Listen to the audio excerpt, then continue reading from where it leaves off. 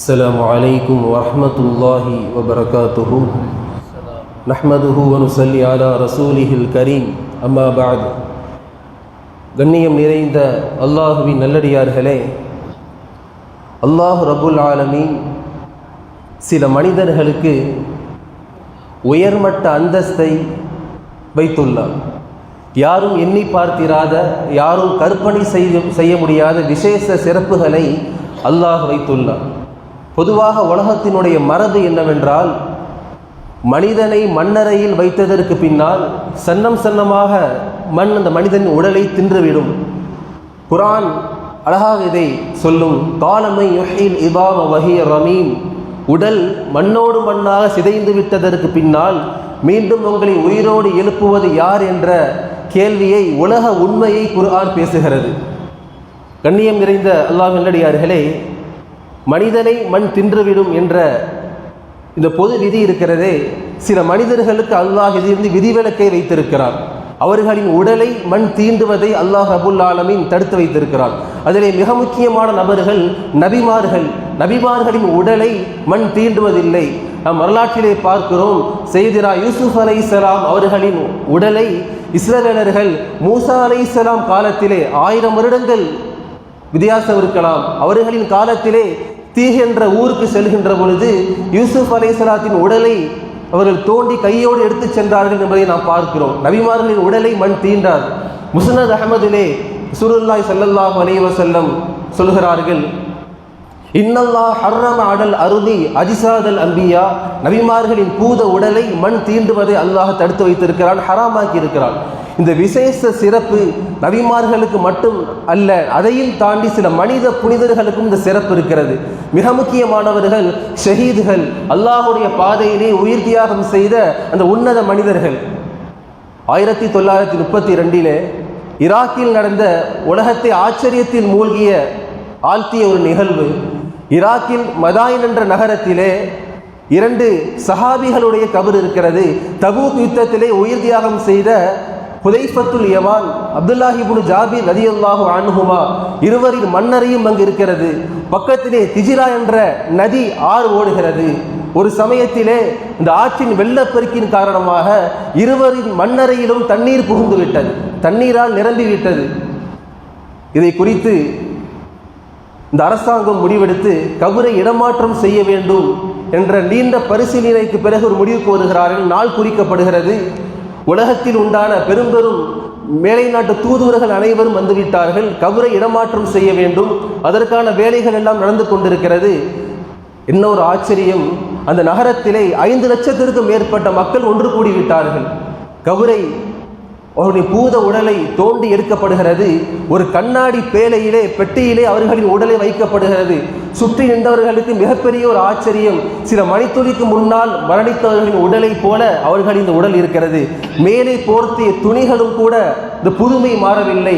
கண்கள் திறந்தவாறு அவர்கள் அந்த 2 சஹாபியின் உடலும் இருக்கிறது. சுற்றி நின்ற அனைவருக்கும் ஒரு அதிர்ச்சி, ஆச்சரியம். பெரும் மருத்துவர்கள் எல்லாம் ஆய்வு செய்கின்றார்கள். குறிப்பாக ஜெர்மனி நாட்டை சேர்ந்த ஒரு கண் மருத்துவர் கண்ணை ஆய்வு செய்கிறார். ஒரு உண்மையை சொல்கிறார், ஒரு மனிதர் மரணித்ததற்கு பின்னால் 6 மணி நேரத்திற்கு உள்ளாக அவன் கண்களின் செல்கள் அனைத்தும் சிதைந்து விடும். ஆனால் இந்த 2 நபர்களின் கண்கள் மரணித்தவர்களின் கண்களே அல்ல என்று சொல்லிவிட்டு அந்த மாத்திரத்திலேயே அவர் தன்னை இஸ்லாத்தில் இணைத்துக் கொள்கிறார். கண்ணியத்திற்குரித்தானவர்களே, இஸ்லாம் சத்திய மார்க்கம் என்பதற்கு இதைவிட ஒரு சிறந்த சான்று எதுவும் இருக்க முடியாது என்ற ஒரு செய்தியும் அந்த மருத்துவர், இஸ்லாத்தை ஏற்றுக்கொண்ட மருத்துவர் பதிவு செய்கிறார். கண்ணியத்திற்குரித்தானவர்களே, இந்த உலக மரபுகளை தாண்டி அல்லாஹ் விசேஷ சிறப்புகளை ஷஹீதுகளுக்கு, ஷுஹதாக்களுக்கு அல்லாஹ் வைத்துள்ளார். ஹதீஸிலே பதிவு செய்யப்படுகிறது, ஒரு ஷஹீத் உயிர்தியாகி அல்லாஹ்வுடைய பாதையிலே போர் செய்து கொண்டிருக்கின்ற பொழுது அவரின் ஒரு சொட்டு ரத்தம் பூமியில் விழுந்த மாத்திரத்திலே அவருடைய பாவம் அனைத்தும் மன்னிக்கப்படுகிறது. சுவனத்திலே அவர்களுக்காக ஒரு மாளிகை அல்லாஹ் உறுதி செய்கிறான். மரணத்திற்கு பின்னால் ஒரு சுகமான சந்தோஷமான வாழ்வை ஷஹீதுகளுக்கு அல்லாஹ் வைத்துள்ளான். எனவே தான் ஷஹீதுகளை மரணித்தவர்கள் என்று நாம் எண்ணிவிடக்கூடாது. நிறைய இடத்திலே குர்ஆன் அதை சொல்கிறது, வலா தஹ்ஸபன்னல்லதீன குதிலூ ஃபீ ஸபீலில்லாஹி அம்வாத்தா, அல்லாஹ்வுடைய பாதையிலே மரணித்தவர்களை நீங்கள் மரணித்தவர்கள் என்று நீங்கள் எண்ணிவிட வேண்டாம். பல் அஹ்யாஉன் இன்த ரப்பிஹிம் யுர்ஸகூன், அவர்கள் உயிரோடு உள்ளவர்கள், அல்லாஹ்விடத்திலே அவர்களுக்காக ரிஸ்க் உணவளிக்கப்படுகிறது என்று இந்த வசனம் பேசுகிறது. இந்த வசனத்தின் உண்மை தன்மையை நபி தோழர்கள் பெருமானார் ஸல்லல்லாஹு அலைஹி வஸல்லம் அவர்களிடத்திலே கேட்ட பொழுது முஸ்லிம் ஷரீஃபிலே பதிவு செய்யப்படுகிறது. சொன்னார்கள் நபி அவர்கள், ஷஹீதுகளின் உயிரை அல்லாஹ் ஒரு பச்சை நிற பறவையின் உடலிலே அந்த உயிரை செலுத்தி விடுவானாம், ரூஹை. அந்த பறவை சோனத்திலே நாடியவாறு உன்று மகிழ்ந்து சோனத்தை சுற்றி வரும்.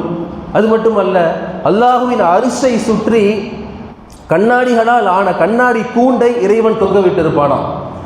அந்த பறவைகள் சோனத்திலே உண்டு மகிழ்ந்து சுற்றி வந்ததற்கு பின்னால் அந்த கூண்டிலே வந்து அமரும். அல்லாஹ் கேட்பானாம், வேற ஏதாவது சிறப்பு வேண்டுமா, அந்தஸ்து வேண்டுமா? அவர்கள் சொல்லுவார்கள், இது மீண்டும் ஷஹாதத்து வேண்டும் என்பார்கள். அவர்கள் கண்ணியத்திற்குரித்தானவர்களே, இவ்வளவு உயர்மட்ட அந்தஸ்து விசேஷ சிறப்புக்கு என்ன காரணம் என்றால் அவர்களுடைய அந்த ஈமானிய உறுதித்தான். ஹதீஸ் ஷரீஃபிலே வருகிறது, புகாரியிலே, அரபு மக்கள் எப்படிப்பட்ட உலகத்திலே மூழ்கியவர்கள், உலக வாழ்விலே அப்படிப்பட்டவர்களை இஸ்லாம் எந்த அளவிற்கு அவர்கள் இதயத்திலே ஊடுருவியது என்று நாம் பார்க்கின்ற பொழுது, பத்ர் யுத்தத்திலே பெருமானார் ஸல்லல்லாஹு அலைஹி வஸல்லம் சஹாபாக்களுக்கு ஷஹாதத்துடைய எழுச்சி உரை ஆற்றுவார்கள் நபி அவர்கள். கூமு இலல் ஜன்னா, நீங்கள் சோனத்திற்கு எழுந்து செல்லுங்கள் தோழர்களே என்று நபி அவர்கள் சஹாபாக்களுக்கு எழுச்சி உரை ஆற்றுவார்கள். ஒரு நபி தோழர் எழுந்திருப்பார், யா ரசூலல்லாஹ், அல்லாஹ்வின் பாதையிலே நான் உயிர் தியாகம் செய்தால் சோனம் கிடைக்குமா என்று கேட்பார். நபி அவர்கள் ஆம் என்று சொல்லுவார்கள். சொன்ன மாத்திரத்திலே அவர் வாளை உருவிக்கொண்டு அந்த போர்க்களத்திலே சென்று சில மணித்துளிகளிலே அவர் கொல்லப்படுவார். கண்ணியத்திற்குரித்தானவர்களே, எப்படி இஸ்லாம் அந்த மனிதர்களை மாற்றியது, தூண்டியது என்பதை நாம் பார்க்க வேண்டும். காரணம் அவர்களுடைய நிலைப்பாடு தான். தன்னை விட, தன் வாழ்வை விட, தன் உயிரின் உடைமைகளை விட இஸ்லாத்தின் கண்ணியமே சிறந்தது என்ற முடிவை அவர்கள் எடுத்ததால் அல்லாஹ் ஷஹாதத் என்ற உயரிய அந்தஸ்தை அவர்களுக்கு வைத்திருக்கிறான். சையதுனா ஹுசைன் ரலியல்லாஹு அன்ஹு நாம் நினைவு கூறுகிறோம். அவர்களின் வாழ்க்கையில் நிறைய பாடம் இந்த உம்மத்துக்கு இருக்கிறது. இஸ்லாம் சரிவை கண்ட பொழுது, இஸ்லாமிய மார்க்கம் சரிவை கண்ட பொழுது அதை தூக்கி நிறுத்த வேண்டும் என்ற பொறுப்புணர்வு ஹுசைன் ரலியல்லாஹு அன்ஹு தலையில் வந்து விழுந்தது. என்ன செய்தார் ஹுசைன் ரலியல்லாஹு அன்ஹு? அவர்கள் தங்கள் குடும்பத்தை பார்க்கவில்லை, தன் உயிர், தன் மனைவி, மக்கள் எதையும் பார்க்கவில்லை. இஸ்லாத்தின் கண்ணியமே சிறந்தது என்ற நிலைப்பாட்டை எடுத்ததால் எல்லோரும் தடுத்தும் கூட அவர்கள் சென்றதால் அவர்கள் ஷஹாதத் என்ற அந்தஸ்தை, உயர்வை அல்லாஹ் கொடுத்திருக்கிறான். இணையத்திற்குறித்தான் அல்லாஹ்வின் நல்லடியார்களே, அவர்களுடைய அந்த நிலைப்பாடு, ஈமானிய உணர்வை அல்லாஹ் ரப்புல் ஆலமீன் நம் அனைவருக்கும் தந்து அருள் புரிவானாக. ஷஹீதுகளோடு, நபிமார்களோடு நாளை சோனத்திலே ஒன்றாக இருக்கக்கூடிய தௌஃபீக்கை அல்லாஹ் நம் அனைவருக்கும் தந்து அருள் புரிவானாக. வாஹிர் தாவானா அனில் அல்ஹம்துலில்லாஹி ரப்பில் ஆலமீன்.